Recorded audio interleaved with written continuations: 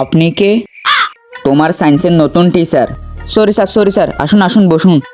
এত বড় ছেলে আমার ছাত্র? কেন স্যার, আপনারটাও তো বড়। মানে আপনার টিউশন ফিস এটার অ্যামাউন্টটাও তো বড়, তাহলে স্যার স্টুডেন্টটাও বড় হওয়া উচিত। আচ্ছা ঠিক আছে, আর বেশি বড় বড় কথা বলবেন না। বেশি বড় বড় কথা বলে আমি ঘরে কমপ্লেন্ট করে দেবো। না স্যার, এটা করবেন না স্যার, প্লিজ স্যার। আচ্ছা ঠিক আছে, বলো কি পড়বে এবার? কিছু পড়াতে হবে না, সব কিছু পড়িয়েই বলতেছি। কোন চ্যাপ্টার পড়াবো সেটার কথা বলতেছি। সরি স্যার, আমি ভাবলাম ড্রেসের কথা বলেছেন। আজ তোমাকে যে টপিকটা পড়াবো সেটা হলো সাপ। বাহ স্যার, বাহ বাহ বাহ বাহ বাহ। পড়া শুরু করার আগে অ্যাসাইনমেন্ট এই যে একটা ভালো লক্ষণ, জানো তো?